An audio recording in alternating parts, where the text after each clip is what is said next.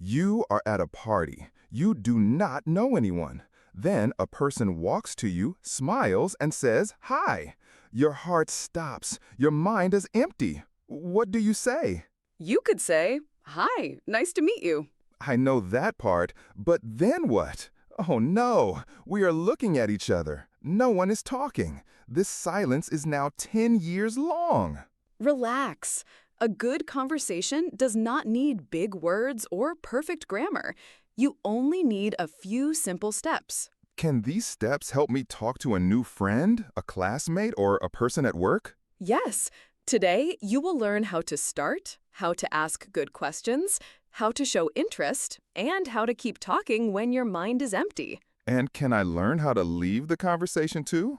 Of course. Stay with us because at the end, we will show you one easy conversation plan you can use anywhere. Okay, I see someone new at school. How do I start? Begin with the place around you. Say, "Hi, is this your first day here?" Or, "Hi, what do you think of this class?" So I do not need a very smart first line. No, simple is friendly. At a party, you can say, "How do you know the host?" At work, try, "How is your day going?" What if I walk to someone and say, "Hello, please tell me your full life story"?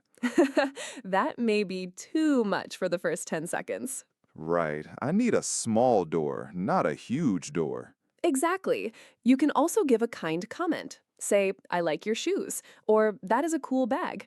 Then add a question. "Where did you get it?" A comment plus a question.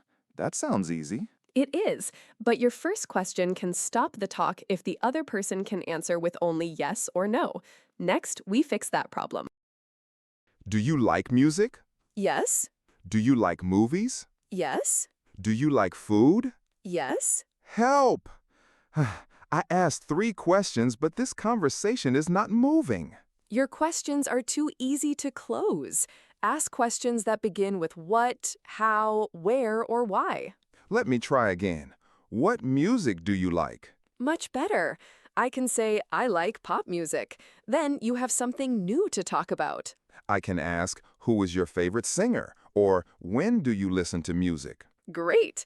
These are open questions. They invite a longer answer. Should I ask 10 questions very fast? No. A conversation is not a police interview. Listen to the answer. Choose one small part and ask about that. If someone says, "I went to the beach," I can ask, "Who did you go with?" Yes, that is a follow-up question, and it is one of the best ways to keep a conversation alive. Where did you go? Who was there? What did you eat? Was it hot? Did you swim? Did you see a fish? Stop! I need time to breathe. But I am keeping the conversation going. You are asking good questions, but you also need to share. A conversation goes two ways. What can I share? Share a small thing about you. If I say, "I went to the beach," you can say, "Nice, I love the beach too. I went with my family last summer." Then ask, "What did you do there?" So I use this plan. Listen, share, ask. Exactly. Listen to one point, share one short idea, then ask one question. Let us test it. You say, "I love video games." I say, "Me too. I play with my brother on weekends." What game do you play? Perfect. Now it feels like two people talking, not one person taking a test. But how do I show that I really care about the answer? Your words, face, and voice can all show interest. That is our next step. I got a new job today. Oh. Uh, that is all? Oh. Was my okay not full of joy?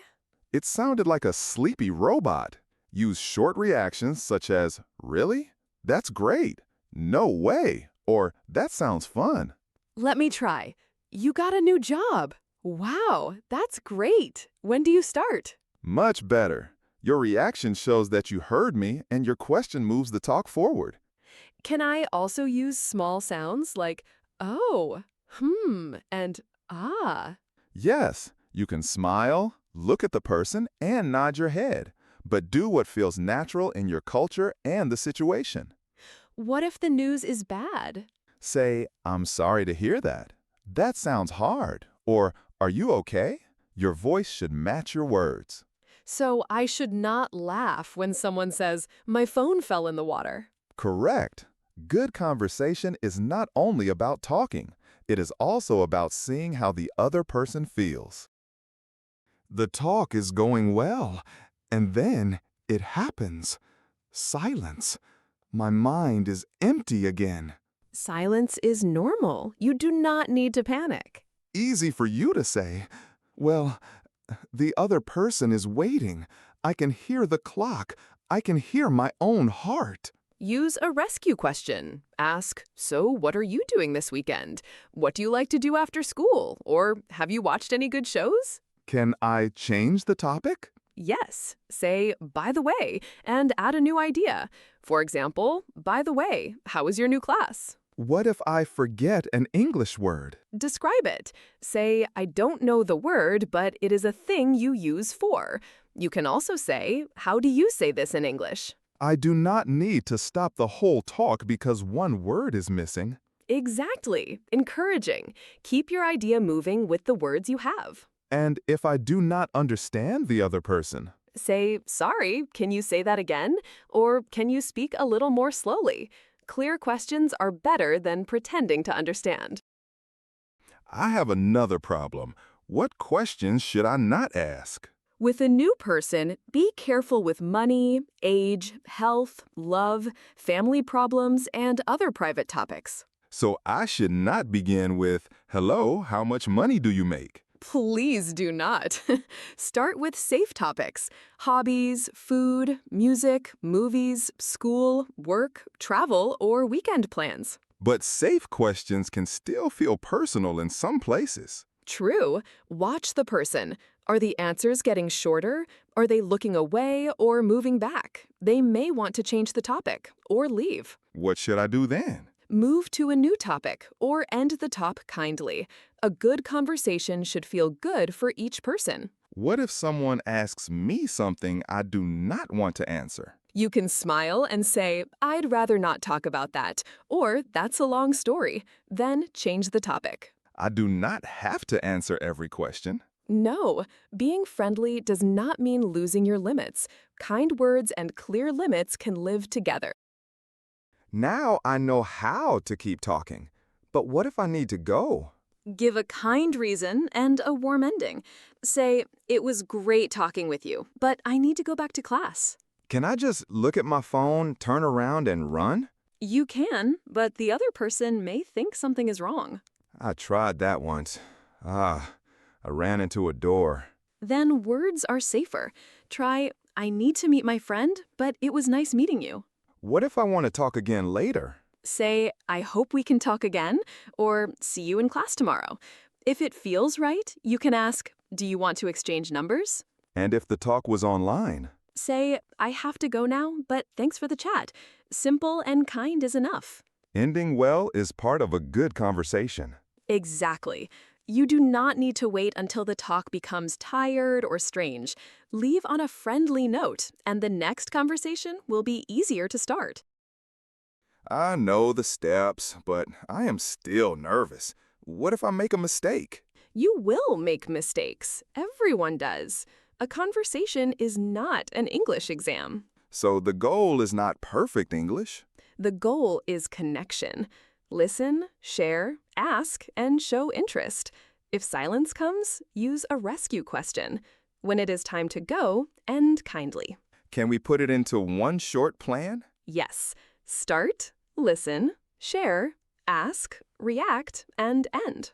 Start, listen, share, ask, react, and end. I can remember that. Here is your challenge. Today, start one short English conversation.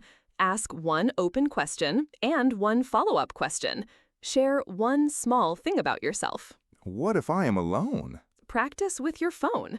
Record both sides of a conversation or talk to yourself in a mirror. That may feel strange. At first, yes, but practice makes the real moment less scary. Tomorrow, I will not hide at the party. Excited.